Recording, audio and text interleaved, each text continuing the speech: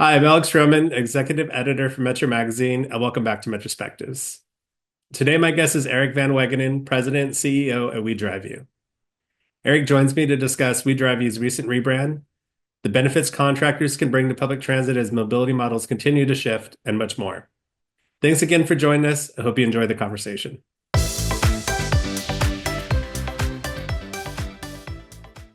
Great. Thanks for joining me today. How's it going, Eric? It's going well. How are you? I'm doing great, thanks. So we brought you on to talk about some of the programs and some of the things going on at WeDriveU, and in the industry as well.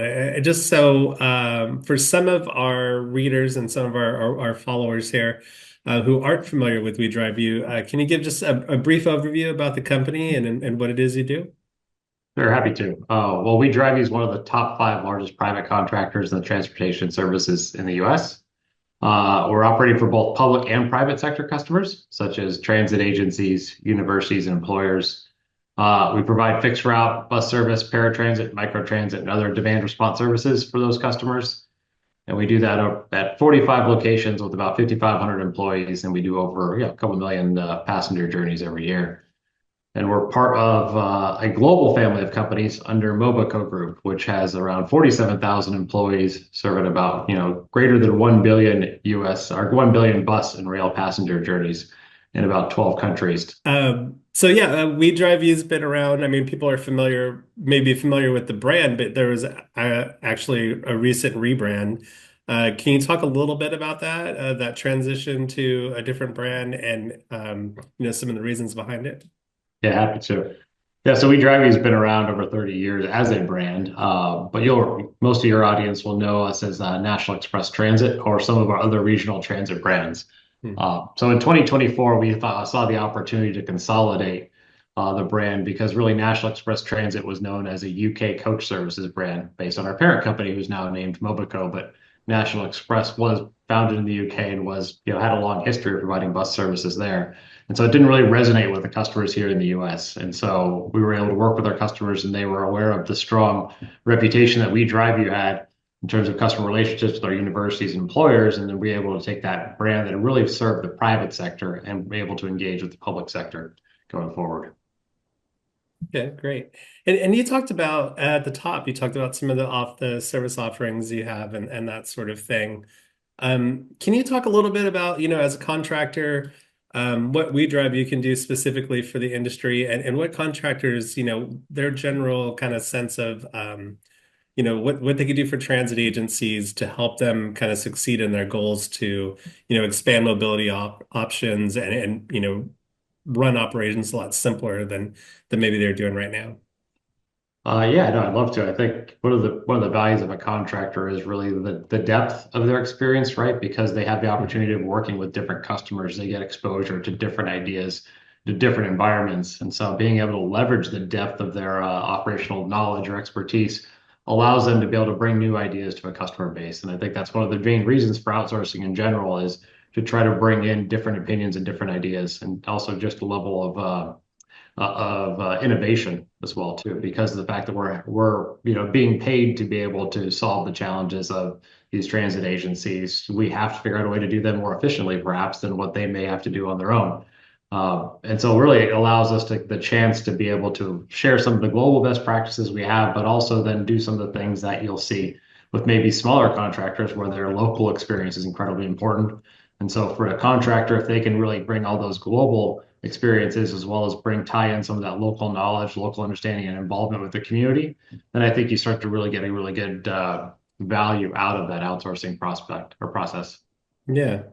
And I'm curious, with things currently as they stand today, looking at some of the trends in contracting, what are some things we drive you as maybe approaching or trying to solve these days that maybe you didn't try to, or agencies weren't really addressing, 5, maybe 10 years ago? I think innovation, right, in terms of technology is important for us because of the fact we do work with multiple vendors and us also specifically because we work in the private space too as well. We're able to bring new technology solutions into our operations much more quickly than agencies are, right? Just because of their procurement processes and some of the challenges they may be working through.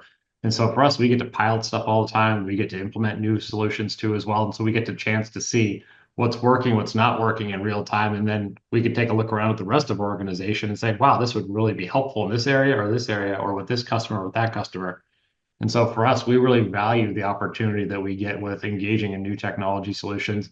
And then also our ability to just collaborate with our customer base. One of the things we find a ton of value in is bringing them together so that they can learn from each other in the same way. And so I know that there's industry organizations that help you do that too as well. And that's a great way for us to try to supplement too as well by bringing our own customer base to those same industry organizations and trying to work more collaboratively with both them and the customers. And so I guess the short way of summarizing, I think, the long-winded answer that I just provided was really our ability to implement technology solutions more quickly. I think that's one of the things that we're starting to see happen now in the transit agency space, and you're starting to see some pilots that are really fantastic. But it's something that we've been doing for a number of years. Yeah. That's fine. That wasn't long-winded. I can be long-winded. I could judge that that wasn't long-winded. Uh, Can Perfect. you talk a little bit about some of the innovations WeDriveU's bring into the industry, some of the things you've tested, and some of the things that are working? Yeah, obviously AI is a huge topic for everybody, and it's something that's been in our industry for a long time, right? Route optimization solutions, things like that have always been something that people have been trying to use machine learning for to try to improve what a human can do to be able to do it more efficiently or more consistently. So obviously those are things that we've continued to play with. But I think that's, in addition to the route optimization efficiency, safety is a big part of it too as well. Some of the areas that, we're not able to get rid of drivers anytime soon because of the fact that, drivers are incredibly important for the passenger experience and also from a public safety standpoint too as well. And even in the paratransit services are a necessity in order to be able to support all of the needs of our client base. And so leveraging tools to help them operate more efficiently and safely is incredibly important for us. And so we're really excited about some of the safety tools and innovations, not only coming from the manufacturers, but also from supplemental services too, as well, to help the drivers be able to do their jobs the best way they can. And so that way, when they're driving and they're supporting the customer, they're able to do it the safest way possible. Yeah. And you talked about, I mean, and one of the great kind of benefits of contracting is that worldwide kind of approach, the ability to kind of bring things that have worked outside of the US, outside of North America, and bring them to the States. Are there programs that are working that you see things working kind of internationally that haven't yet been applied here and that could be? Yeah, there are some smaller circumstances, but I would say that I think the U.S. is doing a really good job of staying on the forefront here because even though Europe may be seen as some of the areas of innovation for public transit, I think the U.S. has really taken some significant leaps, especially when faced with the challenges of COVID over the last couple of years. Right. There were the adaptability of a lot of these agencies to handle these physical challenges they were addressed with have really driven the innovation on their side to catch back up to anything that was happening internationally. I guess on the topic of COVID and some of the issues that transit's faced, one of them obviously has kind of been the workforce issue. I know WeDriveU has taken steps to kind of approach that and solve that issue. Can you talk a little bit about some of the things the company has done and how successful they've been? Yeah, absolutely. And I just want to take a minute to recognize too as well, right? We're doing this on Transit Driver Appreciation Day. So I Right. do want to say thank you to all of our employees out there, not just the drivers too as well, but everybody that's supporting all of our operations. I think it's for us, we've always seen ourselves really as like a staffing company. So while we do own vehicles and while we do support that part of it, our staff is our product. That is our service. And so while I made the comment earlier about we're not able to get rid of drivers anytime soon, we also see the opportunity for us to make sure that drivers feel appreciated and they also feel in a way that they are a long-term viable part of this industry. So I didn't mean to make it sound like there was any desire to get rid of drivers. There is Right. actually the appreciation of enjoying them and having them as part of our organization and understanding that they are the critical part of our operation. And so when you ask about staffing and talent acquisition, I think that's one of the things that we really that we've done a really good job of over the years is ensuring that we're looking at our employee base as a valuable asset. And so while it may just be a mindset that helps us in terms of that retention piece, it also really is important for us because when we communicate with our drivers, you have to do it in a way, or even all of our staff, right? You have to do it in a way that allows them to understand They're a critical piece of the operation. We want to make sure we're investing in them, and we want to make sure that they have the opportunity to grow and develop. Like one of the stories I could relate to was my own personal story where I started in operations 19 years ago. So I choke up here thinking about the fact that I've been doing this for 19 years now. I started in operations 19 years ago at the base level, and I was able to grow and develop and take the opportunities to become the CEO of the company. And while not everybody will have that opportunity, it is something that I really empower our team members to engage in and say, listen, that driver that is coming into the organization could be your next operations manager. It could be your next general manager of a location. It could be somebody that is very valuable to us that we want to make sure that we're doing everything we can to show the value, but also support in their career development and their growth. So over the last several years, we've done a lot in terms of investing into the talent development and talent management aspect of our organization. We're starting to finally see some of that come to fruition. Yeah. And retention, I mean that's a big part of retention is making people feel that there's the ability to move upward, right? Absolutely. I mean, if you think about it, if we're 5,500 employees, the majority of those are drivers. If we can recruit from within our own talent pool that we have today, it's so much easier than going out to the market to try to find people because those people that are in the talent pool today are already trained about how a WeDriveU person acts and how a WeDriveU person engages with the customer and what our objectives are. And so we don't ever have to retrain them to get them through the organization. We just have to give them the tools they need to be able to advance their way through the organization. And that's a huge benefit for us. Yeah. And I mean, are you guys applying some of these programs, I guess, to other parts of the employee base? I mean, I know that maintenance Absolutely. technicians and that sort of thing have been difficult to find as well. Yeah, I mean, I think everybody's been difficult to find, maintenance technicians especially, though, just given the specialty nature of our business and the fact that, commercial vehicles are much greater on the trucking side than they are on the passenger transportation side. So there's a lot more of those out there than there are for this. And so being able to try to understand where the opportunities are for us to be able to find the talent, to have them go towards us versus going towards the trucking or other type of logistics has been a challenge, but I think it's one of the areas of opportunity for us. And if we can bring people in as an apprentice and we can get them trained up and take them to become a master mechanic and everything else, and get them the certifications they need to be successful, that's obviously the direction we're trying to take. But it is a challenge for us, and I think it can be the same thing about general managers too. I think one of the challenges in this industry is general managers.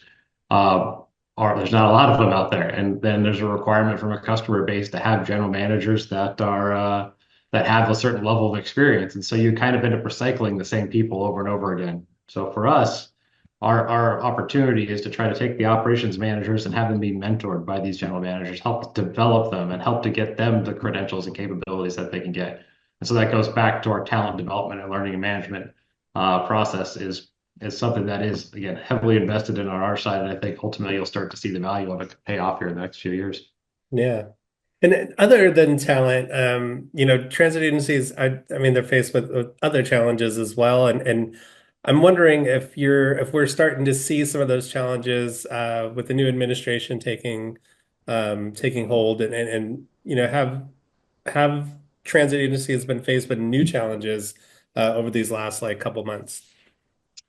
They've definitely been faced with distraction, that's for sure, right? Whenever you're faced with something that is this different from from your previous experience, obviously it creates a lot of distraction, and unfortunately, yeah, it creates a little bit of a challenge for them to be able to focus on the real issues at hand, right? Which is ensuring that they're providing quality, safe, and reliable transportation to their passengers, and that is. I'm hopeful that we can get back to that soon, and then that everybody can start solving the same problem. But it doesn't sound like it's going to happen right away, but hopefully we can quickly get to a situation where we can work more collaboratively and make sure we're solving that main solution here of just providing that safe, reliable transportation service. Yeah. And I wanted to ask you, I know that's kind of switching gears a little bit. I know WeDriveU has a new initiative. Can you talk a little bit about that initiative and some of the company's end goals for that new Sure. yeah. And I think I touched on it earlier when I was talking about engagement in the local community. I think that's one of the areas that, like I said, when subcontractors or contractors do that really well, it really helps them not only from an understanding of what the objectives are of the customer they're working for, but also helps them with the recruiting and the retention side too as well, because they understand the people that they're working with and they're employing. And so we've recently launched WeDriveU Cares, which is an initiative that helps kind of solidify all of our efforts around making sure we're volunteering in the community, we're supporting the goals of the agencies and customers that we work with, and making sure that we understand the areas we're operating, we're giving back the best way we can. So I think that's, as a larger organization and one that operates nationwide, it's very easy to start looking at every operation and saying, oh, they're all the same. But I think one of the key differentiators for us is understanding that this location operates very different than the other location that we have. And it's because of the community. It's because of the challenges around them, whether it's geography or whether it's other types of challenges that they could be facing. You have to tailor your solutions to that. And I really take pride in how much effort that our team has put into supporting the local communities and one of the areas that we really wanted to make sure we were continuing to invest in. Great. I think maybe my last question, looking at kind of the services that contractors provide and some of the things they're able to do with transit agencies, what's kind of your outlook for maybe some new things that WeDriveU is looking to implement, or some things that might take hold in the industry that WeDrive will be a part of? That's a great question. Obviously, technology continues to be incredibly important in terms of some of the initiatives. We've really embraced it over the years. We're definitely not a tech company, so we rely on partners to support us. But because we're operating staff, we have the opportunity for us to be able to input technology more quickly into our organization. And so I think things that we can do to try to drive efficiency and drive an improved experience, not only for our employees, but also for the passengers, are areas that we're going to continue to push on and continue to say that we're continue to invest and bring forward to our customers. Great. Thanks for your time, Erica. Is there anything you'd like to add before we finish our talk here? No, I really appreciate you. Actually, I'll say yes. Yes, I really appreciate you bringing me on. This has been an enjoyable conversation. I would say yes. Happy Transit Driver Appreciation Day to everybody, to make sure all of our employees out there and all of our and all of the employees out there, not just with our company too. It's sometimes a thankless job, and I want to make sure that they get the thank you for performing every single day to provide the essential service. Definitely impacting communities all over the United States, and we're very thankful for that. And really, I mean, I think the transit industry really showed its mettle during the COVID, right? Absolutely. It is incredible to think what was able to be accomplished during that time frame, not only from providing services, but also from a partnership standpoint. I know one of the values we got out of it was the long-standing partnerships that we developed with our customers during that trying time, because of the fact that they relied on us just as much as we relied on them to provide solutions for problems that nobody had seen before. And I think that partnership effort has not been lost. And one of the things we've really appreciated has been something that came positively out of that. Right. Great. Eric, thanks for your time. I appreciate it. All right. Thank you very much. Yeah, thanks.